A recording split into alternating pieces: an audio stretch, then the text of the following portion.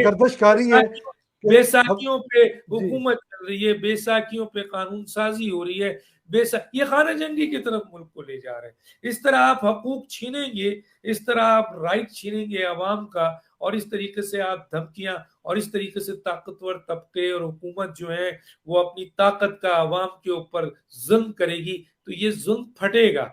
मैंने तो लिखा है कि, मैं नहीं कह रहा, बहुत अहम तरीन लोग कह रहे हैं कि आप मुल्क को खाना जंगी की तरफ ले जा रहे हैं। आप जब हकूक छीनेंगे अवाम का और आप उनके साथ जुल्म करेंगे, आप उनके राइट ऑफ वोट को या उनके दिए हुए मेरिट के हकूक को, जो आइन उनको देखता है, उसको सलब करेंगे, तो फटेंगे वो, फिर हम फटेंगे वो, खाना की तरफ जाएंगे। बिल्कुल ऐसे। डॉक्टर साहब, ये फिर जो लोग ये कहते हैं कि इस वक्त हुकूमत और स्टैब्लिशमेंट एक पेज पर नहीं है, कुछ लोग कहते हैं अपोजिशन के साथ खड़ी है, अगर ये पार्लियामेंट में कल ही ये सामने सब कुछ आ गया है, तो फिर इसका मतलब क्या है डॉक्टर साहब? एक पेज ही है, फिर पेज देखिए, फटा तो नहीं है उनका? गुज़िश्ता जब डीजीआई की अपॉइंटमेंट के हवाले से जी जब सूरत-ए-हाल हुई, तो फिर जी ये तासुर आया था कि जो हुकूमत और आपके एस्टेब्लिशमेंट में इख्तिलाफ है। लेकिन वहाँ पर भी ये बात सामने आई थी कि एस्टेब्लिशमेंट 2 हो गई है। एक वो एस्टेब्लिशमेंट है जो इमरान खान साहब के करीब है, और एक वो एस्टेब्लिशमेंट है जो इन मसलों की बुनियाद पर दूर हो गई है।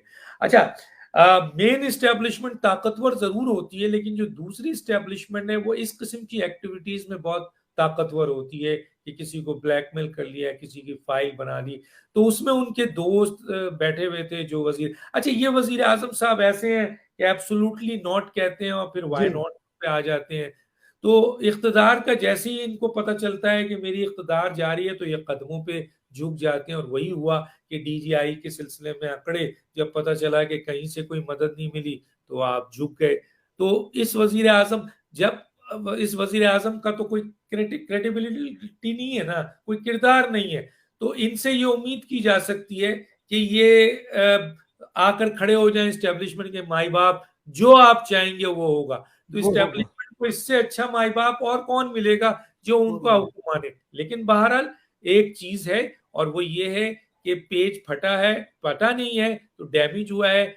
ये 20 गुजर जाए, बहुत सारे लोग ये कहते हैं कि जी 20 गुजर जाए तो शायद चीजें वाज़ेह आएंगी कि आया इस्टेब्लिशमेंट न्यूट्रल होती है, वो इसी हुकूमत के साथ खड़ी होती है, या वो अपोजिशन के मेरिट की चीजों को कंसीडर करती है, वो आपको डॉक्टर जरूर साहब, पता। 20 नवंबर क्यों अहम है? ये भी जरा थोड़ा सा अरे ओवरसीज भैया, 20 पाकिस्तान का। नवंबर इसलिए अहम है कि डीजीआई जो है वो 20 नए आने वाले जनरल नदीम अंजुम साहब, वो आपके चार्ज लेंगे डीजीआई आईएसआई, और ये बहुत अहम पोस्ट होती है।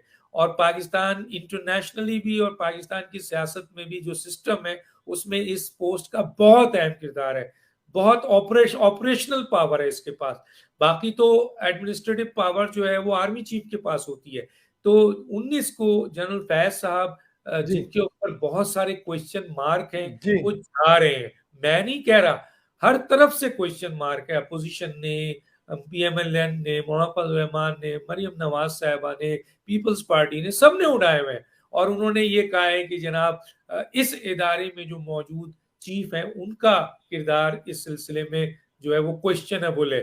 तो वो 19 को जाएंगे, और एक नए डीजीआई, जिसके बारे में कहा जा रहा है कि वो बड़े प्रोफेशनल हैं, वो इन चीज़ों से बहुत दूर है, वो शायद उनके आने से इंटरनेशनल जो प्लानिंग एंड पॉलिसी है उसमें तो कोई तब्दीली नहीं होगी, चाहे वो आपके अफगानिस्तान इशू जी हो, चाहे वो आपके भारत का इशू हो, लेकिन इंटरनली जो मैटर डीजीआईएसआई डील कर रहे थे, उसमें शख्सियत की तब्दीली से बड़ी तब्दीली आ सकती है।